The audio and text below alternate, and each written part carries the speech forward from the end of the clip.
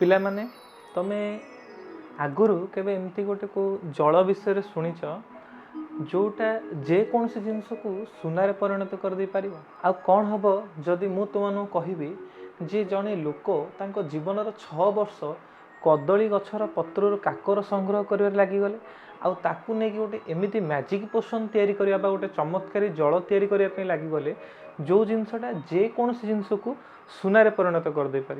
आ तुम्हें आश्चर्य हम जे 6 वर्ष पर सी वास्तविक भाव में बहुत सारा सुनार अधिकारी हो पारे।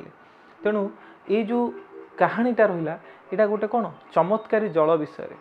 हाँ गोटे चमत्कारी जल आउ ये कहानी अच्छी लोभ रहस्य परिश्रम आउ शेष में एमती गोटे रहस्य जहाँ प्रतिटी पिला आउ अभिभावक माने जानिबा दरकार। कहानीर नाम ए बटल ऑफ ड्यू बाय सुधा मूर्ति। बहुत इंटरेस्टिंग लगे, बहुत बढ़िया लगे यहाँ। तुम मैंने निश्चिंत भाव में भिडटी शेष पर्यटन देख स्किप कर ना आ शेष में तुम्हें निश्चिंत भाव में आश्चर्य हम ये कहानीटी शुणी सारा पर।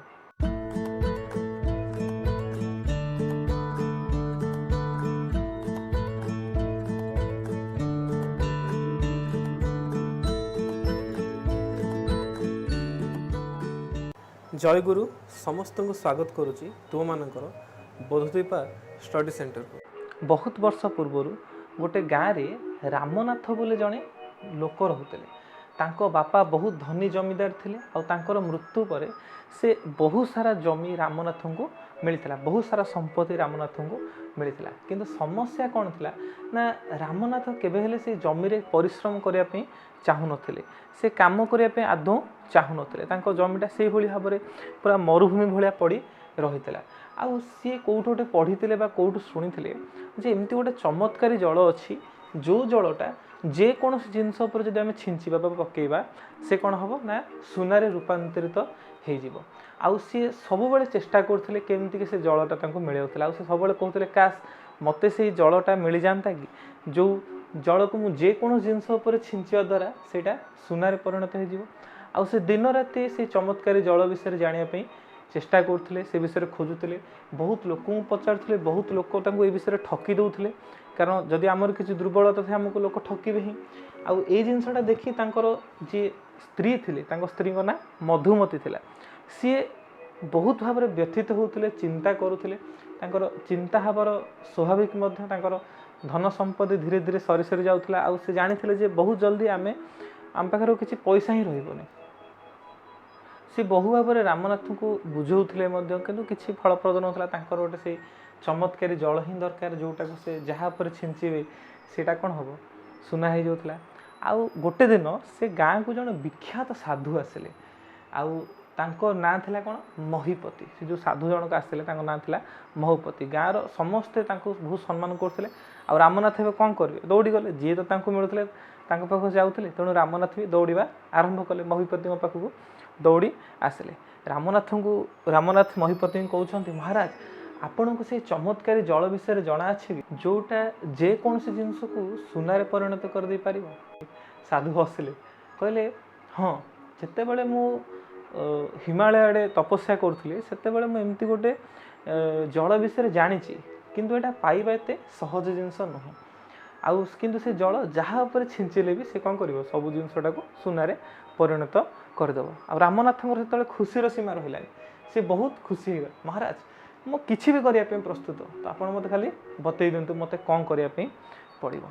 तेणु यह भाव में घटनाटी घटला। रामनाथ को महीपति जी से सन्यासी जनक थे सी बुझेवा स्टार्ट कले जे भाई तुमको कदली गछ लगेबार अच्छी आ कदली गछर पत्रु काकर बिंदु संग्रह करार अच्छी। काकर बिंदु बा आम जहाँ कहते शिशिर बिंदु संग्रह करार अच्छी। जितेबाला से बिंदुटा 5 लिटर हो तुम्हें से आण मो पाख आना मुझे किसी मंत्र पढ़ी आटा को गोटे चमत्कारी जल भाव में परिणत करदे तुमको बहुत सारा। सी भाविले गोटे गचर जदि मु माने संग्रह करी तो बहुत वर्ष लगे। तेणु तापर से साधु को पुणी पचारे आज्ञा कौन करी ना गोटे कम कर तुम्हें बहुत सारा गछ लगा, बहुत सारा गछ लगा। आउ बहुत सारा गचर जिते शीत दिन हम तुम्हें आण आउ से जो जल को संग्रह कर काकर बिंदु पड़े तुम्हें से जल को संग्रह कर मंत्र पढ़ी चमत्कारी जल में रूपांतरित करदे। रामनाथ आश्चर्य हेले एवं ଲାଗି ପଡ଼ିଲେ କାମରେ। ସେ ବହୁତ ସାରା କଦଳୀ ଗଛ ଲଗାଇଲେ। 5 ଲିଟର ତାଙ୍କୁ ଶିଶିର ଜଳ ମାନେ ସଂଗ୍ରହ କରିବା ପାଇଁ ପଡ଼ିବ। ଏଥିପାଇଁ ବହୁତ ସମୟ ବି ଲାଗିବ, ବହୁତ କଷ୍ଟ କରିବା ପାଇଁ ପଡ଼ିବ। ତେଣୁ ଏହା ଭାବିକି ରାମନାଥ ପୁରା ଆଶ୍ଚର୍ଯ୍ୟ ହେଲେ ଏବଂ ତାପରେ ଆରମ୍ଭ କରିଦେଲେ କାମ। ତାଙ୍କର ଯେଉଁ ଜମିଟା ବଞ୍ଜର ହେଇକି ପଡ଼ିଥିଲା, ମରୁଭୂମି ହେଇ ପଡ଼ିଥିଲା, ତାକୁ ସେ ସଫାସଫି କରିବା ଆରମ୍ଭ କଲେ। ଧାଡ଼ି ଧାଡ଼ି କରି କଦଳୀ ଗଛ ଲଗାଇବା ପାଇଁ ଚେଷ୍ଟା କଲେ। ଆଉ ଏହି ସମୟରେ ତାଙ୍କ ୱାଇଫ୍ ଯିଏ ଥିଲେ ସିଏ ବି ବହୁତ ଖୁସି ହେଲେ, ହଁ ଯାହା ହଉ ମୋ ସ୍ୱାମୀ କିଛି ପରିଶ୍ରମ କରୁଛନ୍ତି। ଆଉ ନିଜ ହାତରେ ଏମିତି ପାଣି ଦେଲେ, ନିଜ ହାତରେ ଗଛର ସେବା କଲା। ଏଇଟା ଗୋଟେ କଣ୍ଡିସନ୍ ବି ଥିଲା, ଯେତେବେଳେ ସାଧୁ ତାଙ୍କୁ କହିଥିଲେ ଯେ ତୁମକୁ ନିଜ ହାତରେ ହିଁ ସବୁ କାମ କରିବା ପାଇଁ ପଡ଼ିବ। ଏବଂ ଯେତେବେଳେ ଶୀତ ଦିନ ହେଲା, ତୁମେ ଦେଖିପାରୁଥିବ ତାଙ୍କ ମୁହଁରୁ ଧୂଆଁ ବାହାରୁଛି ଶୀତରେ, ତ ସେ କ'ଣ କଲେ ଧୀରେ ଧୀରେ କଲେକ୍ଟ କରିବା ପାଇଁ ଲାଗିଲେ। ଶୀତ ଦିନର ସାବଧାନ ସହିତ ସେ ତାଙ୍କୁ କଲେକ୍ଟ କଲେ। ଆଉ ତାଙ୍କର ଯେ ସ୍ତ୍ରୀ ଥିଲେ ତାଙ୍କୁ ଗୋଟେ ବହୁତ ବଡ଼ ହେଲ୍ପ କଲେ। କ'ଣ ନା, ଇଏ ତ ତାଙ୍କର ଗଛ ଲଗାଇଲେ ଆଉ ଶିଶିର ବିନ୍ଦୁ କଲେକ୍ଟ କରିବାରେ ଲାଗିଲେ। ତାଙ୍କ ସ୍ତ୍ରୀ କ'ଣ କଲେ, ଏଇ ଯେଉଁ କଦଳୀ ଗୁଡ଼ାକ ସବୁ ଥିଲା ତାକୁ ନେଇକି, ଯେଉଁ କଦଳୀ ଗୁଡ଼ାକ ସବୁ ଉତ୍ପାଦନ ହେଲା ତାକୁ ସବୁ ନେଲେ, ବହୁତ ସୁନ୍ଦର ଭାବରେ କରିକି ମାର୍କେଟରେ ବିକ୍ରି କରିବା ଆରମ୍ଭ କରିଦେଲେ। ଏଇ ଜିନିଷଟା ବହୁତ ମାନେ ଭଲ ଜିନିଷଟା ତାଙ୍କ ସ୍ତ୍ରୀ ଆରମ୍ଭ କରିଦେଲେ। କାରଣ ସ୍ତ୍ରୀ ତାଙ୍କର ଜାଣିଥିଲେ ସତଟା କ'ଣ ବା କ'ଣ ହେଇପାରେ, ତାଙ୍କର ଏଥିରେ କିଛି ରୋଜଗାର ମଧ୍ୟ ହେଇଥିଲା। ନେକ୍ସଟ କ'ଣ ହେଲା ନା, ଇଏ ତାଙ୍କର ଲାଗିଛନ୍ତି ବହୁତ ସାରା କଦଳୀ ଗଛ ଲଗାଇବାରେ। ଆଉ ଧୀରେ ଧୀରେ ତାଙ୍କର ଗୋଟେ ବହୁତ ବଡ଼ କଦଳୀ ବଗିଚାଟେ ହେଇଗଲା, ବୁଝିପାରିଲ। ଆଉ ଘରକୁ ବି ଧନ ଆସିବା ଧୀରେ ଧୀରେ ଆରମ୍ଭ ହେଲା। ସେ ନିଜ ହାତରେ ତା'ର ଯତ୍ନ କରୁଥାନ୍ତି, ପାଣି ଦିଅନ୍ତି ଆଉ କାକର ବିନ୍ଦୁ କଲେକ୍ଟ କରନ୍ତି ପ୍ରତି ବର୍ଷ ବା ପ୍ରତି ଶୀତ ଋତୁରେ। ଏମିତି ଧୀରେ କରିକି ତାଙ୍କୁ ଲାଗିଗଲା 6 ବର୍ଷ। ଆଉ ଇଏ 5 ଲିଟର ସେ କ'ଣ କଲେ, ଯେଉଁ କାକର ବିନ୍ଦୁ ସଂଗ୍ରହ କରିକି ବା ଜଳ ସଂଗ୍ରହ କରିକି ସେ ନେଲେ ତାଙ୍କର ଯେଉଁ ସାଧୁଙ୍କ ପାଖକୁ ବା ମହିପତିଙ୍କ ପାଖକୁ ନେଲେ। ମହିପତି ଦେଖିଲେ, ହସିଲେ, କିଛି ଗୋଟେ ମନ୍ତ୍ର ଜପ କଲେ। ମନ୍ତ୍ର ଜପ କରିକି ଏଇ ଜିନିଷଟାକୁ ଦେଲେ, କହିଲେ ନେ। ଆଉ ୟାକୁ ନେଇକି କହିଲେ ନେ, ୟାକୁ ନେଇକି ଗୋଟେ ପାତ୍ର ଉପରେ, ଗୋଟେ କପର ଭେସଲ୍ ଥିଲା, ଗୋଟେ ତମ୍ବା ପାତ୍ର ଉପରେ ପକେଇକି ଚେଷ୍ଟା କର, ଏଇଟା ହେଉଛି ନା ନାହିଁ, କାମ କରୁଛି ନା ନାହିଁ। ତାପରେ ଇଏ ଆରମ୍ଭ କରିଦେଲେ ଟେଷ୍ଟ କରିବା। ପାଣିଟାକୁ 2-3 ଟଙ୍କା କିଛି ବୁନ୍ଦା ପକେଇଲେ ଆଉ ଦେଖିଲେ କିଛି ହେଉନି, ଏ ତ ପରିବର୍ତ୍ତନ ହେଉନି। ମୋ ସାଙ୍ଗରେ ଧୋକା ହେଇଗଲା, ବହୁତ ଭାବରେ ରାଗିଗଲେ। ମୋ ସାଙ୍ଗେ ଧୋକା ହେଇଗଲା। ମୋ ଜୀବନର 6 ବର୍ଷ ଏଥିପାଇଁ ନଷ୍ଟ କରିଦେଲି। 6 ବର୍ଷ କାଳ ମୁଁ ଏତେ ପରିଶ୍ରମ କଲି, କିନ୍ତୁ ଏ ତ ପୁରା ଧୋକା। ଯେମିତି ଅନ୍ୟମାନେ ମୋତେ ଠକିଥିଲେ ସେଇଭଳି ଭାବରେ ତୁମେ ମୋତେ ଠକିଦେଲ। ତେଣୁ ତାପରେ ସାଧୁ ଜଣକ ଡକେଇଲେ ତାଙ୍କ ସ୍ତ୍ରୀଙ୍କୁ, ଡାକିଲେ ସ୍ତ୍ରୀଙ୍କୁ। ସ୍ତ୍ରୀ ଆସିଲା ପରେ ତାଙ୍କୁ କହିଲେ ସେ ବାକ୍ସଟା ନେଇକି। ସ୍ତ୍ରୀ ଜଣେ ଗୋଟେ ବଡ଼ ବାକ୍ସ ସହିତ ଘରକୁ, ମାନେ ସେ ସାଧୁଙ୍କ ପାଖକୁ ଆସିଲେ। ଆଉ ତାଙ୍କୁ କୁହାହେଲା ଯେ ବାକ୍ସଟି ଖୋଲ। ଆଉ ବାକ୍ସଟି ଖୋଲା ବେଳେ ଦେଖିଲା ବେଳେ ବହୁତ ସାରା ସୁନା ତା ଭିତରେ ରହିଥିଲା, ବହୁତ ସାରା ସୁନା।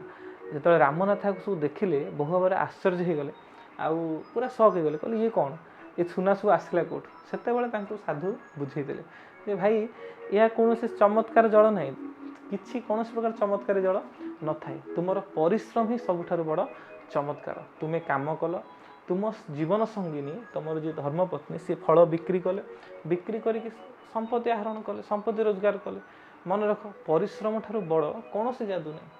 ତେଣୁ ଏଇଭଳି ଭାବରେ ରାମନାଥ ବୁଝିଲେ। ଏବଂ ତାପରେ ମୁହୂର୍ତ୍ତରେ ତାଙ୍କର ସେ ଯେଉଁ ଜମି ଥିଲା, ଏତେ ବଡ଼ ଜମି, ସେତେବେଳକୁ ସେଟାକୁ ସେ ମାନେ ଚାଷବାସ କରିଦେଇଥିଲେ, ସବୁ ହେଇଥିଲା।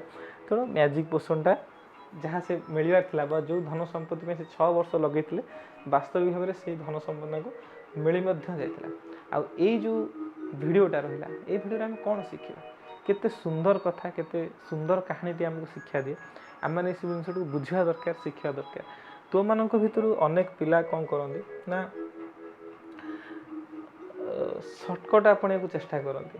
ସାର୍ ଆମକୁ କିଛି ନୋଟ୍ସ ଦେଇଦିଅ, ସାର୍ ଆମକୁ ଏମିତି କିଛି କହିଦିଅ ଯେଉଁଥିରେ ଆମେମାନେ ପରୀକ୍ଷାରେ ଅଳ୍ପ ଦିନ ପଢ଼ିକି ମଧ୍ୟ ମନେ ରଖିଦେବୁ। ବା ଅନେକ ପିଲା ଅଛନ୍ତି କିଛି ତାବିଜ ପିନ୍ଧନ୍ତି, ଅନେକ ପିଲା ଯାଇ ମନ୍ଦିରରେ ମୁଣ୍ଡ ପିଟନ୍ତି, ମନ୍ଦିରରେ ଧୂପ ଦୀପ ଲଗେଇକି ପରୀକ୍ଷା ବେଳେ କ'ଣ ନ କରିଦିଅନ୍ତି। ଏସବୁରେ ଭାଇ କିଛି ହେବାର ହିଁ ନାହିଁ। ବୁଝ ଜିନିଷଟାକୁ ଭଲ ଭାବରେ ବୁଝିବ।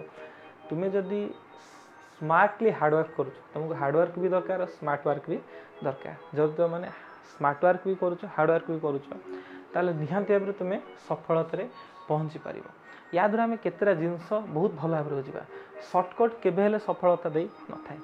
ଧୈର୍ଯ୍ୟ ଆଉ ପରିଶ୍ରମ ହିଁ ଜୀବନକୁ ବଦଳାଇ ଦେଇଥାଏ। ନିଜ କାମକୁ ଭଲ ପାଇବା ପାଇଁ ହେବ। ଯଦି ଆମେ ନିଜ କାମକୁ ଭଲ ପାଉଛେ, ତାହେଲେ ସଫଳତା ଆମମାନଙ୍କୁ ନିଶ୍ଚିନ୍ତ ମିଳିବ। ଏଇଟା ବୁଝିବା ନିହାତି ଦରକାର। ବୁଝିହେଉଛି? ପରିଶ୍ରମ କେବେ ବି ବ୍ୟର୍ଥ ଯାଏ ନାହିଁ। ଧୈର୍ଯ୍ୟ ରଖି କାମ କରୁଥିବା ଲୋକ ଦିନେ ନା ଦିନେ ସଫଳ ହେବ ହିଁ ହେବ। ଭାଗ୍ୟ ବଦଳାଇବାର ସବୁଠାରୁ ଯଦି ବଡ଼ ଚମତ୍କାର ହେଉଛି, ସେଇଟା ହେଲା କ'ଣ? ନିଜର କଠିନ ପରିଶ୍ରମ। तेणु बड़ स्वप्न देख, नियमित पाठ पढ़, बापा माँ गुरु गुरुजन समस्त खूब सम्मान दियो, खूब भल पाइबा दियो। आ मु जो सब मोर शेष गोटे बढ़िया कथा कह बापा माँ गुरुजन को सब सम्मान दियो, भल पाओ, यहीटा है आउ गोटे मैजिक पिले तुम मान जीवन तुम मान जीवन सक्सेसफुल करने जमतीका श्री श्री ठाकुर गोटे बाणी अच्छी, मातृभक्ति अतुट जेते से पिला ही कृति सेते, पिताठी श्रद्धा माँ ठी टाण से पिला हुए साम्य प्राण। तेणु जी बापा श्रद्धा रख माँ टाण रख माँ रो जड़े बहुत बड़ भक्त हो उठो से जीवन में सक्सेस हम ही हम। सर्टकट आपणवर नहीं कि ना। ये कहानी आम कौन शिखिले?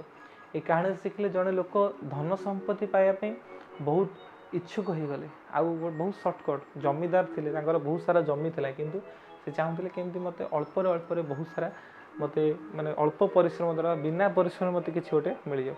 महीपति आसिले, महीपति जी सन्यास जनक थे से आसिले कहले जे भाई तते परिश्रम करार अच्छी निज निज चेष्टार निज परिश्रम द्वारा गोटे कदली बगीचा तैयारी निजे पानी देवार अच्छे, निज हाथ में पानी देवार अच्छे से आ तार जो काकर भी कलेक्ट कर मो पाक आणबू ताहले मु ते करदेवी। आउ जिते शेष ये सब घटना घटला ये पचारे ऋषि को पचारे साधु को पचारे मत प्रथम कथा कहीं कहलन। साधु कहले तू मो पाक प्रथम कथा शुणी था कथा तो मान नु मो कथा। हाँ तेणु यहाँ गोटे कहानी हो पारे सुधामूर्तिर, किंतु यहाँ आमको जीवन बहुत बड़ बड़ शिक्षा दिए, आमको बहुत भल शिक्षा दिए जे आमको हार्डवर्क करार अच्छी, बहुत परिश्रम करार अच्छी और जीवन सक्सेस होवार अच्छी। तो भिडियोटा केमती लगे निहांती भाव कमेंट रे जनइब। आशा करुँच तुम भिडियोटा भल लगी। आमर जो ऑनलाइन क्लासेस होती जॉइन करने तुम मैंने 7978040495 जोगाजोग कर सहित डिस्क्रिप्शन में जो सब लिंक गुड़ा रही है आम WhatsApp channel WhatsApp group Telegram group सब जो लिंक रही है तुम जॉइन कर बहुत मन दे पाठ पढ़ी पार। रही देखा नेक्स्ट वीडियो रे। बापा माँ गुरु गुरुजन समस्त खूब श्रद्धा भक्ति और सम्मान कर। बहुत बहुत धन्यवाद वीडियोटी शेष पर्यंत देखि। जय गुरु।